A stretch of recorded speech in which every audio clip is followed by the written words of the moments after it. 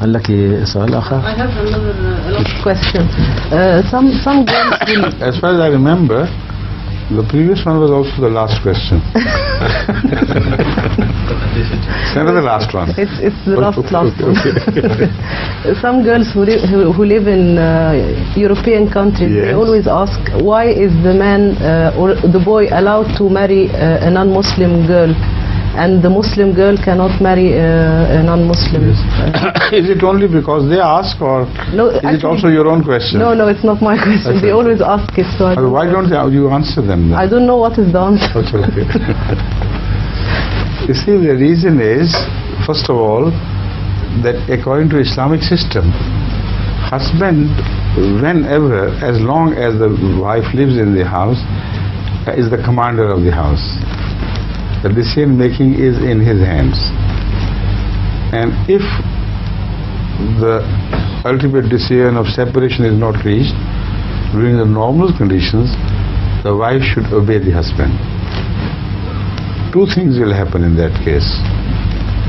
If the husband is non-Muslim, I'm talking about that, the religion of the children would be the prerogative of the husband, and he can dictate what religion they belong to.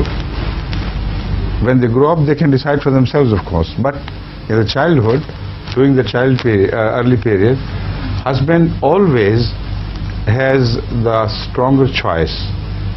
And normally we have seen, when Muslim men marry Christian girls, the children are always, almost always, brought up as Muslims. But if a Muslim girl marries a Sikh or a Hindu or a Christian, then it's the other way around.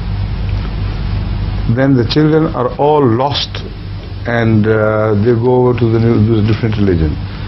So because of this weak position of women as such, there is much greater danger to their offsprings to be lost from the point of view of Islam.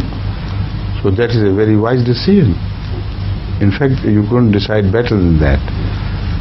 And again, in day-to-day activities of the woman, I have seen so many cases where Ahmadi women complain to me, and sometimes they sneak out and without telling their husband, come to attend some of our conferences, and then they tell us that they are living a miserable life. The husband does not want to have any relationship with Ahmadiyya, and they want to serve the cause, they want to pay the chanda, to participate in all the appeals. They simply cannot, because the money they receive is from the husbands, and they are Ameen. And then he wouldn't permit the ladies to go to the mosque at all. So how can they normally happily live as far as the religious practices are concerned? So another factor. But in case of men who marry Christian girls, I've never seen a man coming to me crying, my wife doesn't permit me, what can I do? And he breaks out into sobs. It never happens. So Islamic decision is very wise.